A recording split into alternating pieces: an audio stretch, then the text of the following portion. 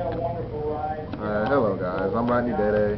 You may remember my old channel, Deck Building with Dede, but I'm starting something new right now. It's sort of a collaboration between card games and 2D fighters. So right now, I'm going to bring you into my new deck that I think is really good. And we're going to start off our first segment with Crystal Beast. So let's get started. For the monsters, 3 Crystal Beast Sapphire Pegasus, 3 Crystal Beast Topaz Tigers, 2 Crystal Beast Ruby Carbuncle, 1 Amber Mammoth, 1 Cobalt Eagle, 1 Emerald Tortoise, 1 Amethyst Cat, and 1 Rainbow Dragon. Those are the Crystal Beast monsters I decided to go with for the deck. At first, the deck didn't run Rainbow Dragon. It was just mainly Pegasus, Tigers, and Amber Mammoths with the Carbuncle. But I found a way to make it more synergetic so that I'd actually be able to use this. Those are the Crystal Beast monsters, and the 2 tech monsters are 2 effect failures. Once I get my setup out, I usually only need to protect myself from monster card effects, and these pretty much seem to do the job. Usually 1 well-timed effect failure pretty much ends the game. Now for the spell cards, we have 3 Ancient City Rainbow Ruins. This card is too good. I'm looking for 2 ultimates, so if you have some, just post on the comments below, and I'll try and trade you for them. 3 Crystal Trees. This card is so good. It's abusive. I can combo them all. 3 Crystal Release.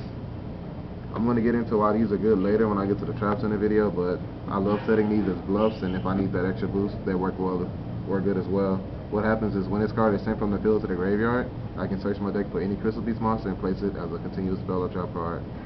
That helps with a lot of things in the deck, because you need those Crystal Beasts in the back row to go off with your deck.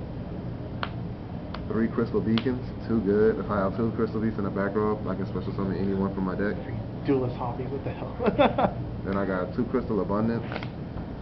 I like these because the rulings I received on these is that they can't be warning or oppressed. Well, we don't have to worry about oppression anymore. But you can't warning this card because it's not certain that you're going to be special summoning anything. And that pretty much ends the game. 1 rare value. I only like 1, and I was iffy on actually putting this 1 in the deck, but it seems to actually work really good when I draw it. I haven't been into a situation where I've been stalled out and couldn't play it.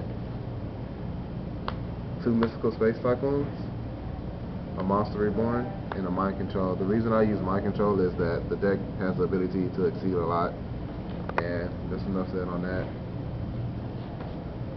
Now we're going to get to the traps. 2 Magical Hats. I know you're wondering why I have this card in my deck, but this card is amazing because with Magical Hats, when you declare an attack, I can bring these out and set them with the monster, and no matter what, when these leave the field, I get their effect, and I'm able to put Crystal Beast back in the back row.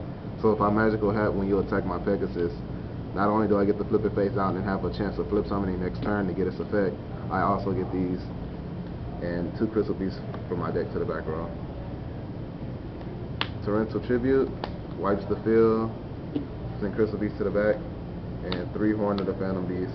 When I summon a Pegasus, Amber Mammoth, or a Topaz Tiger, everyone's wondering what's good. Well, he can't have anything good in the back row. Horn of the Phantom Beast. Not only do I gain attack, but it nets me 1 more card. And you may be wondering, like, well, what if this is in your back row and you need to put Crystal Beast back there? The easiest way to get rid of them is 1, have my opponent get rid of them, or 2, just succeed with the Crystal Beast monster, and these will fall off.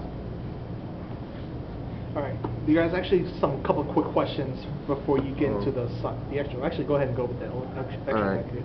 The extra deck is pretty much simple. 1 Steel Swarm Roast for right now. I'm probably going to use 2. 2 Utopias. I don't know, maybe thinking 3, and 3 Ginosaurus.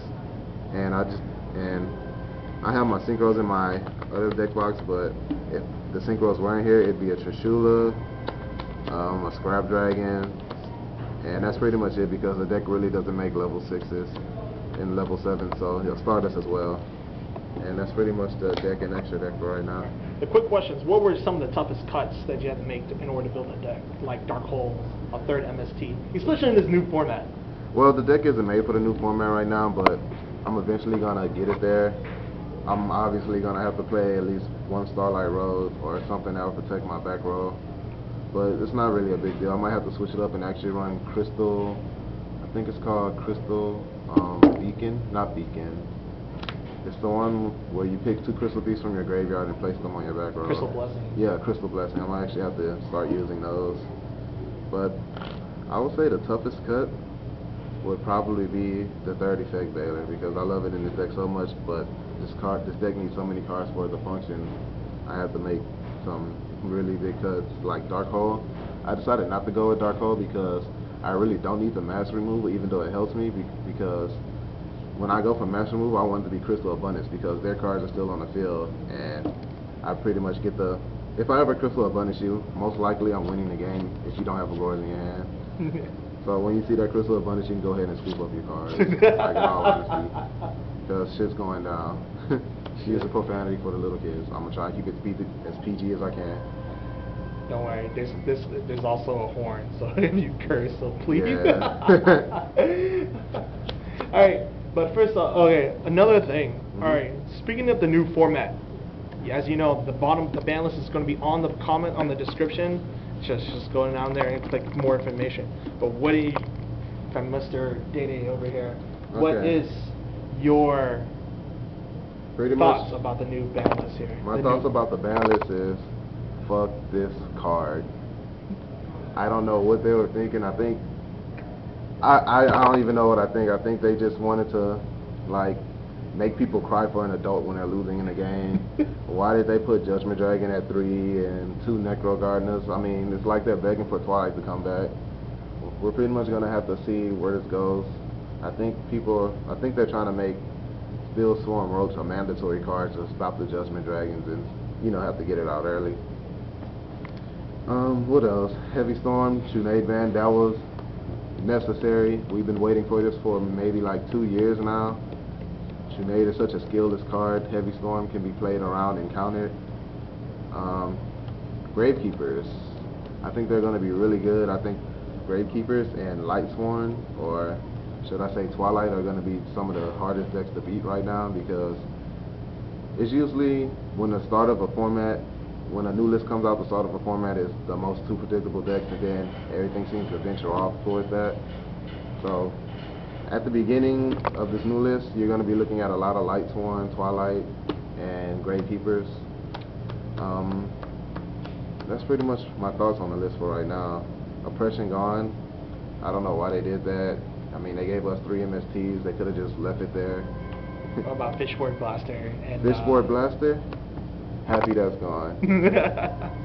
But I'm not, like, when they put Formula to 1, I was like, why such Fishboard 2? I guess, like, there are going to be some other combos coming out that I probably haven't read yet or something like that. But, Avarice to 1, I called that. Longfire to 1, I also called that one. What about Debris, TG, like Hyper Librarian? I also called Librarian. Don't get me wrong, it's a really good card, but I didn't think it needed to be banned because Hyper Librarian, it doesn't really win games alone by itself. It needs other things to go off, and if you can stop the other key combo pieces, Librarian is not really a threat. Debris Dragon to 1, I was like, whatever, in all honesty on that. I think that Super Poly should have been touched though. It's like a really good card, and there are going to be like a lot of hero variants that run Super Poly, and it pretty much sucks because you can't chain to it. I think they should have touched that over Oppression, really, in my opinion. But what do you think? Okay, out of some people, so a lot of people thought Warning is going to get to 1. What are your thoughts still being at 2? Warning being at 2? I'm okay with that now because we have our Heavy Storm, we have 3 MSTs, we have answers to that now. So everyone who wants to set all those back rows, you're going to have to like set a Bribe or a Starlight Road to accompany it, because I mean, there's really not much you can do. Warning, I think it's fair too, because it's a reasonable cost. You have to pay 2,000 in your life once you do get to stop a summon and all, but there are a lot of other cards that can do more special summoning, so they can Warning and you can still go off. And another thing I like, people were saying Pot of Duality was going to go to 1 just because we got it in a 10. I really didn't think it needed to be touched at all. Pot of Duality can stay at 3 forever in my book, because the cost of the card, not being able to special summon the turn, it's well enough worth it to play the card in the deck, because At least when someone plays a pot of duality, you know you're not going to lose that turn. You know exactly what they get, and you know what you're trying to play around. So pot of duality at 3 is really fine. What about Mind Crush at 2? That was something interesting to see. I think Mind Crush at 2 was just there to compensate at some cards being put back to 3, like your MSTs, because I think some people are going to want to run 3 of those. If you start off first turn with a Mind Crush, you can activate Mind Crush and call MST, and at least know that you have a really good chance of getting 1 card, and if they have more, that's 2. Also for Judgment Dragon players, talking to you, when you play your Beckoning Light, and I had that Mind Crush set, I'm so sorry. Ricky. So Mind Crush at 2, I think it was necessary to compensate for the things that they gave us 3 of. Okay. Oh, also there was Megamorph, Megamorph and Reaper back at 3. Your thoughts? Reaper back at 3. Oh, and Icarus as well at 3. Icarus at 3. I think they honestly did that just to show Blackwing some love, just to make them look like they're a viable deck in the format. Reaper at 3. I'm kind of cool with it, but it's not really too much of a problem. That means you're just gonna have to know how to play around them, which we've been doing already. They are just showing zombies some love, I guess. You can exceed with the Reapers. You can pretty much poke with the Reapers all day. Interesting, like, I think that Goblin Zombie should have been touched with the things that they have coming out and the rulings that we have on exceeds. Like, if you exceed with a Goblin Zombie and you're moving for material, you get to search. That's pretty crazy if you ask me in my book. Alright.